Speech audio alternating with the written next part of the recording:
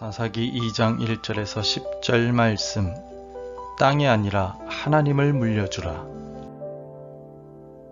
여호와의 사자가 길갈에서부터 보김으로 올라와 말하되 내가 너희를 애굽에서 올라오게 하여 내가 너희의 조상들에게 맹세한 땅으로 들어가게 하였으며 또 내가 이르기를 내가 너희와 함께한 언약을 영원히 어기지 아니하리니 너희는 이 땅의 주민과 언약을 맺지 말며 그들의 제단들을 헐라하였거늘 너희가 내 목소리를 듣지 아니하였으니 어찌하여 그리하였느냐.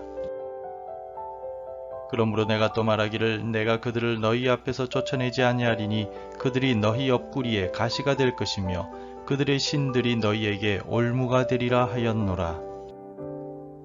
여호와의 사자가 이스라엘 모든 자손에게 이 말씀을 이르매 백성이 소리를 높여 운지라. 그러므로 그것을 이름하여 보김이라 하고 그들이 거기서 여호와께 제사를 드렸더라. 전에 여호수아가 백성을 보내매 이스라엘 자손이 각기 그들의 기업으로 가서 땅을 차지하였고 백성이 여호수아가 사는 날 동안과 여호수아 뒤에 생존한 장로들 곧 여호와께서 이스라엘을 위하여 행하신 모든 큰 일을 본 자들이 사는 날 동안에 여호와를 섬겼더라.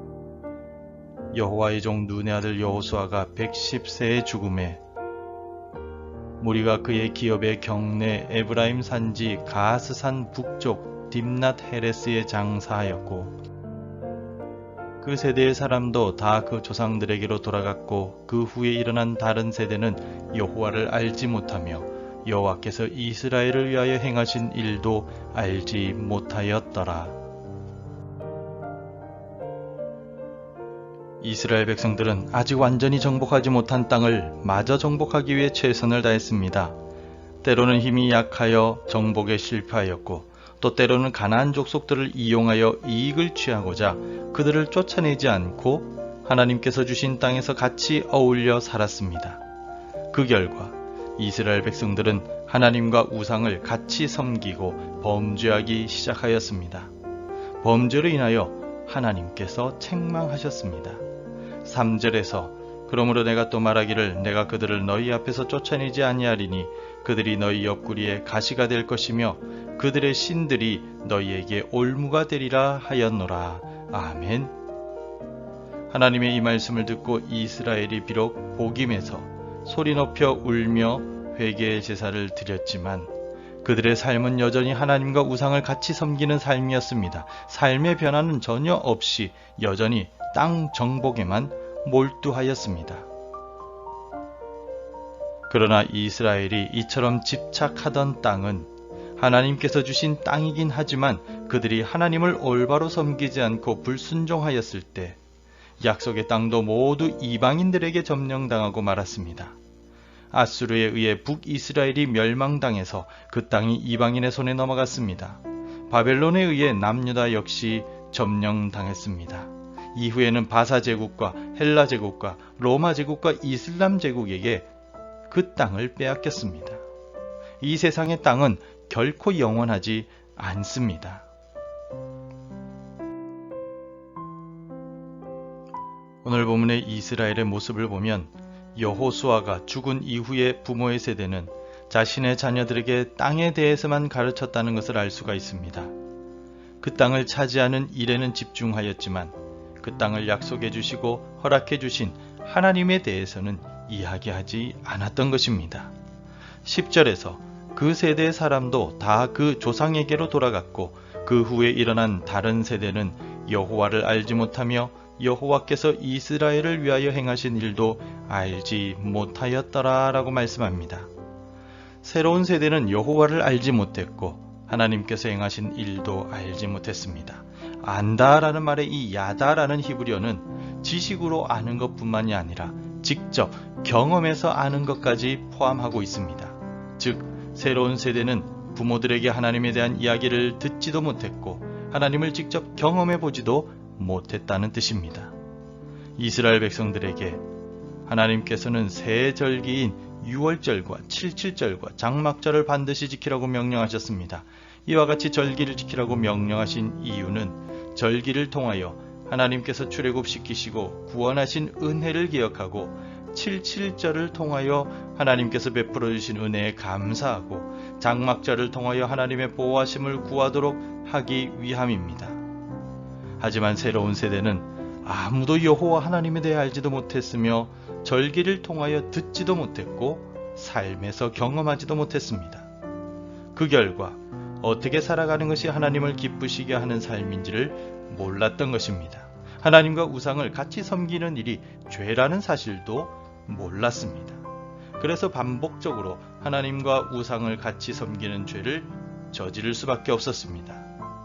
죄가 죄인지 몰랐다는 뜻입니다. 하나님의 말씀에 순종하며 오직 하나님만을 신뢰했던 믿음의 왕 히스기야를 기억해 봅시다. 그는 산헤립의 공격에도 불구하고 성전에서 하나님께 기도함으로 승리를 거둔 대단한 믿음의 사람이었습니다. 죽을 병에 걸렸을 때에도 하나님께 기도함으로써 15년의 생명을 연장받은 사람이었습니다. 하지만 히스기야는 생명 연장을 받은 후에 낳은 아들인 므낫세에게 하나님에 대한 이야기를 하지 않았던 것 같습니다. 하나님께서 산헤립의 손에서 자신과 나라를 어떻게 구원해 주셨는지 가르치지 않았고 죽을 병에 걸렸지만 하나님께서 어떻게 자신을 살려주셨는지에 대한 간증을 전하지 않았습니다. 그 결과 남유다를 다스린 20명의 왕들 가운데 가장 오랜 기간인 55년을 유다를 다스린 왕이지만 므낫세 왕은 가장 악한 왕 중에 한 사람으로 평가를 받게 되었습니다. 열왕기하 21장 16절에서 므낫세가 유다에게 범죄하게 하여 여호와께서 보시기에 악을 행한 것 외에도 또 무죄한 자의 피를 심히 많이 흘려 예루살렘 이 끝에서 저 끝까지 가득하게 하였더라라고 말씀합니다.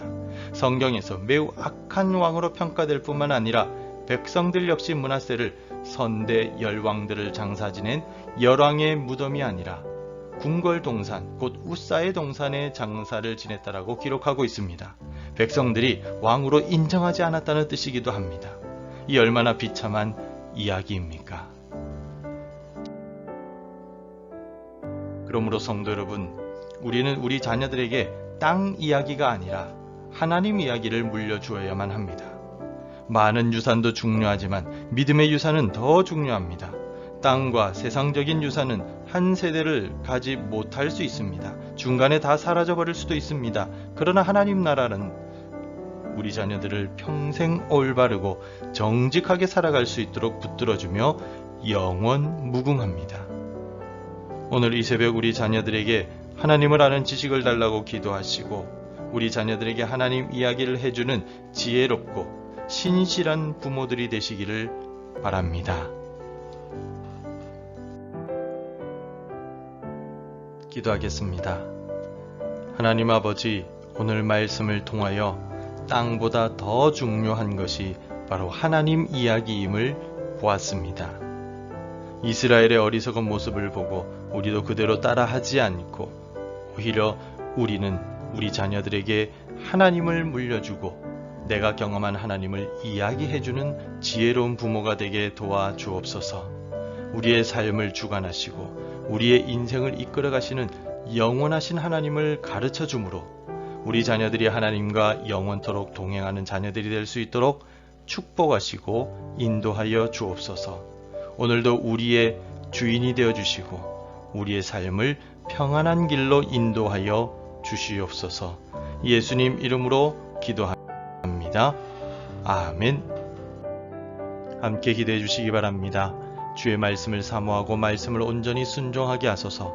우리 교회 당회와 죄직회와 교육부를 붙들어 주소서. 수험생들과 청년들, 자녀들의 앞길을 축복하여 주소서. 오늘도 말씀과 기도로 하루를 시작하시기를 바랍니다.